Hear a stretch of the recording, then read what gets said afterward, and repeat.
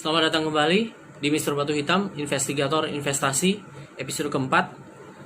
Kali ini kita akan membahas mengenai market, ya, pasar modal itu sendiri. Karena dari pertanyaan-pertanyaan yang saya dapat kemarin, itu ternyata ada beberapa rekan-rekan itu yang belum sebenarnya mengerti. Dia tahu saham tapi tidak mengerti sistem perdagangannya, dia dagang di mana gitu. Ya kalau kita mau berdagang, ya kita anggap saja ini perdagangan biasa. Saham itu pasar, ya kalau Anda mau berdagang di pasar, ya harus mengerti sistem pasarnya seperti apa. Itu pasar apa? Pasar ikan kah? Atau pasar buah kah? Ya, jadi kita harus mengerti juga produk-produknya datang dari mana sebenarnya. Kenapa bisa seperti ini? Ya, semakin dalam pengetahuan kita, semakin mampu kita untuk kemudian mengambil keputusan, ya. Semakin banyak informasi yang kita peroleh, yang kita mengerti, akan semakin mumpuni kita di sana, ya. Saya akan berbagi, ya, informasi yang kemudian memang saya peroleh semenjak saya mempelajari pasar modal, capital market itu dari tahun 2008, ya, dengan jatuh dan bangun, ya. Dengan kegagalan dan ya dibilang kesuksesan ya bukan gitu ya. Oke, kita langsung mulai saja untuk menyingkat waktu. Rekan-rekan harus tahu bahwa pasar modal itu ada 4 kategorinya. Pasar pertama, kedua, ketiga, dan keempat, ya. Pasar pertama itu yang disebut sebagai pasar perdana, ya. Itu adalah pasar yang kemudian muncul ketika dilakukannya proses IPO, Initial Public Offering, atau penawaran saham perdana. Yang kedua itu pasar kedua, secondary market. Empat teman-teman itu, rekan-rekan itu bertransaksi. Yang saat ini kan transaksinya itu floorless, ya, floorless. Jadi dulu make floor, ada floornya untuk transaksi itu. Makanya ada pialang-pialang yang sibuk telepon sana teriak-teriak, ya, bawa-bawa lembaran saham itu, ya, mencatat segala macam. Nah itu floornya, trading floornya waktu dulu. Sekarang floorless, ya, scriptless juga sekarang, ya, sudah tidak ada lembaran lagi, ya, langsung secara elektronik, ya, tercatat gitu. Nah, yang ketiga itu adalah pasar ketiga yang disebutnya OTC, ya, over the counter market, ya. Over the counter market itu bicaranya soal market maker, atau yang berdagangnya itu sekuritas sebenarnya, perusahaan-perusahaan sekuritas yang berdagangnya, mereka membeli dalam jumlah besar, ya. Mereka menjadi market markernya disebutnya, gitu, menentukan harganya, ya. Nah, itu perbedaannya yang OTC itu. Kenapa kalau misalkan untuk secondary market itu disebutnya securities exchange dia, securities exchange, ya. Tapi kalau misalkan OTC itu yang disebut sebagai securities market, ya. Itu berbeda, ya. Yang tempat kita bertransaksi selama ini, bursa efek gitu, ya, kita bertransaksi itu yang disebut sebagai securities exchange. Tapi kalau misalkan OTC, over the counter market, itu tempatnya para market maker, yaitu perusahaan-perusahaan sekuritas berdagang antara satu dengan yang lainnya, ya, dengan investor juga bisa mereka berdagang. Itu yang disebut sebagai securities market. Pasar keempat itu yang disebut dengan ECN, ya. Kategori keempat itu pasar modal adalah ECN, atau Electronic Communication Network. Nah, ini mungkin di Indonesia belum ada. Termasuk pasar ketiga yang tadi, OTC, itu belum ada, ya. OTC, kita kembali lagi ke pasar ketiga dulu, ya. OTC itu tidak ada di Indonesia. Sebagai contoh itu kalau bisa kita ambil OTC itu Nasdaq-nya US, ya, Amerika. Nasdaq itu memiliki nilai kapitalisasi terbesar kedua setelah NYSE, ya, New York Stock Exchange. Nah, itu terbesar kedua dia, Nasdaq. Nah, Nasdaq ini OTC dia, over the counter market, seperti itu. Sedangkan kalau untuk ECN pasar keempat itu Archipelago, contohnya itu dengan Bloomberg Tradebook kalau nggak salah, ya, Bloomberg. Nah, seperti itu. Dia ECN, Electronic Communications Network. Itu ada 4 kategori, rekan-rekan, ya. Untuk episode kali ini saya hanya akan membahas mengenai pasar pertama dulu.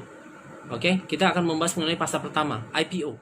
Pasar perdana atau IPO itu sebenarnya adalah suatu bentuk corporate actions ya. Initial public offering, ketika saham itu ditawarkan kepada masyarakat, itu ada beberapa alasan. Itu harus memiliki alasan.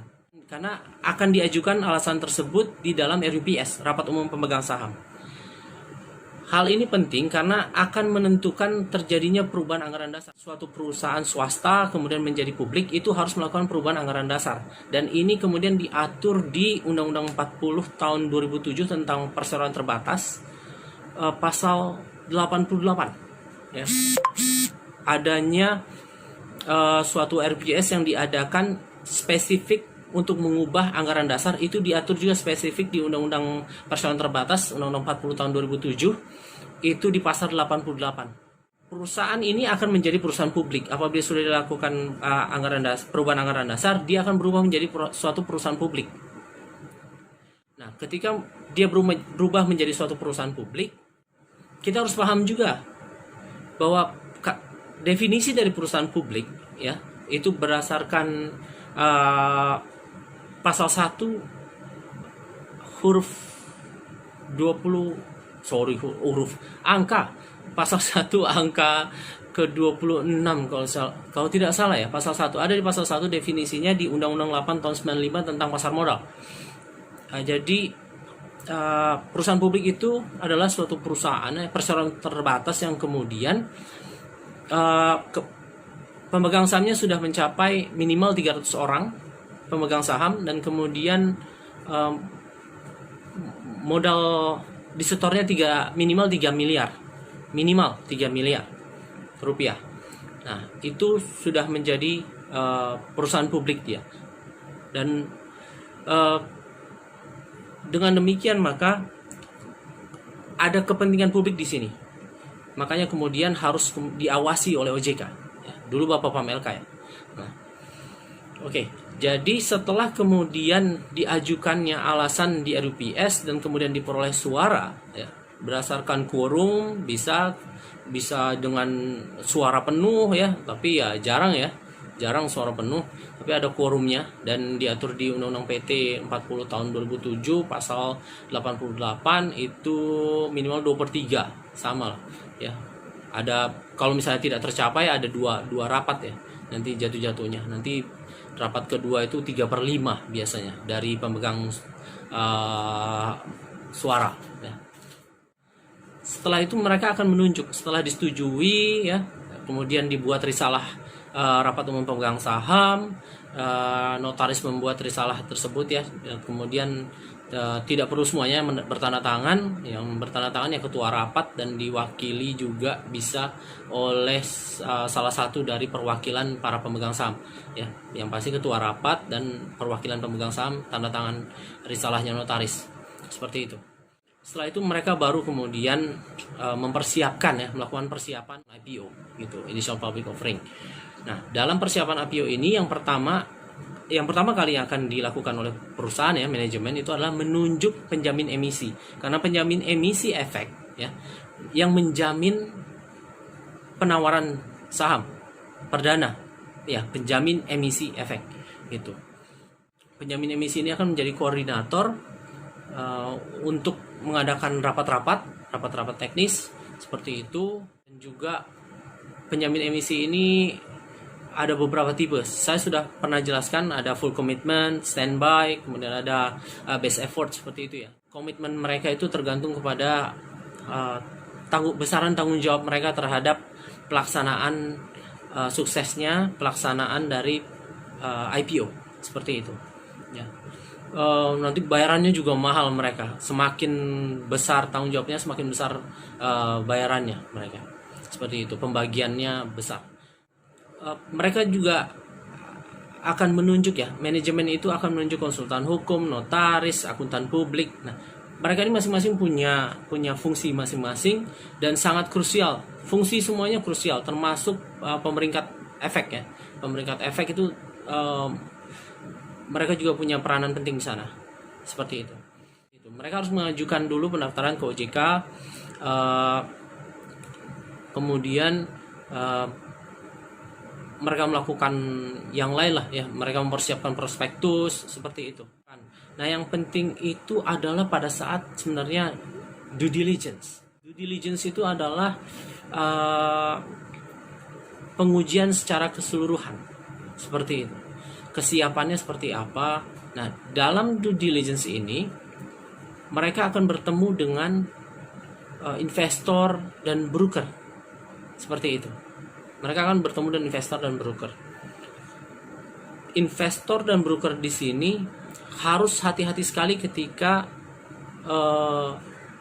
menerima informasi yang diberikan oleh emiten atau perusahaan yang akan mengeluarkan saham tersebut. Perusahaan juga harus berhati-hati sekali ketika mengeluarkan suatu informasi dalam due diligence, dalam proses due diligence kepada calon-calon investor. Harus berhati-hati. Informasi yang kemudian diberikan pada saat due diligence, apabila kemudian pada saat eksekusinya, pada saat pelaksanaannya, realisasinya itu negatif, secara substansial itu negatif, ya, tidak sesuai, ya, dan tidak sesuainya itu jauh, ya, substansial, itu akan bisa diklaim oleh investor. Investor akan kemudian mengklaim tidak sesuai. Anda pada saat due diligence mengatakan demikian, bicara soal prospek perusahaan seperti demikian, ternyata tidak seperti itu pada saat kemudian realisasinya. Nah, itu yang berbahaya. Jadi permasalahan hukum nantinya. Seperti itu. Jadi lebih baik bicara apa adanya dan juga penyampaian informasinya jelas, singkat. Jangan panjang-panjang. Biasanya semakin panjang itu semakin banyak tambahan-tambahan yang sebenarnya sifatnya pemanis, ya. Jatuh-jatuhnya nanti berbahaya, malah berbalik, ya. Berhati-hati karena ini suatu perbuatan hukum dan kemudian ya dampaknya pasti ada sanksinya, ya, secara hukumnya untuk perusahaan, ya, untuk emiten. Pendaftaran tersebut itu akan berlaku efektif itu setelah 45 hari. 45 hari. Apabila kemudian OJK tidak memberikan tanggapan, maka pendaftaran tersebut berlaku efektif, ya, otomatis berlaku. Jadi tidak diberikan tanggapan oleh OJK itu bukan berarti malah tidak diterima, tapi malah berarti sebaliknya, malah berlaku efektif dia pendaftarannya itu. Jadi rekan-rekan harus paham dulu prosesnya seperti itu, ya. Penjamin emisi itu bisa saja kemudian mereka bentuknya sindikasi, ya, sindikasi atau syndicated underwriter, seperti itu. Apabila kemudian ekspektasinya si emiten atau perusahaan yang kemudian mau menerbitkan saham itu sangat besar nilainya, makanya dia tidak merasa mampu untuk menahan tanggung jawabnya, dia akan membentuk sindikasi dan biasanya dipimpin oleh lead underwriter, seperti itu, ya. Ada lead underwriternya. Dan untuk IPO saham itu sama saja seperti IPO obligasi, ya, atau bond, tetapi perbedaannya nanti kita bahas di episode berikutnya, ya.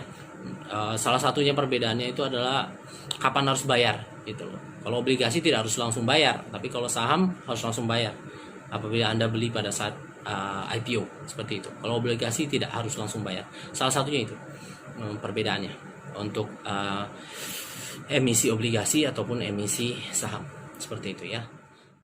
Pendaftaran emiten sudah aktif, kemudian dilakukannya penawaran perdana, itu akan ada proses yang mungkin sudah saya sebutkan sebelumnya, ada allotment. Allotment itu penjatahan. Apabila kemudian oversubscribe, ya, banyak yang mau terhadap saham tersebut, ya, banyak yang tertarik, akan dilakukan allotment. Kemudian biasanya akuntan publik itu menjadi manajer allotment, ya, manajer penjatahan, seperti itu. Setelah itu baru kemudian ada pengembalian dana. Pengembalian dana itu kan karena ya tidak semuanya dapat, ya, dapat sesuai dengan jumlah yang mereka harapkan karena kan harus dibagi. Ada pengembalian dana, kemudian baru penyerahan sahamnya. Setelah itu baru penyerahan saham, kemudian dilakukan listing di secondary market, pasar kedua tadi, di bursa efek tadi, itu listing di bursa efek. Nah, itu sudah mulai masuk ke secondary market, sudah bisa diperdagangkan antar investor, ya, langsung. Ya, jadi yang diperdagangkan, ingat, ya, jangan lupa yang diperdagangkan adalah outstanding shares, ya. Outstanding shares yang diperdagangkan. Oke. Seperti itu prosesnya. Terima kasih sudah mendengarkan. Kita ketemu lagi di episode berikutnya. Salam investasi.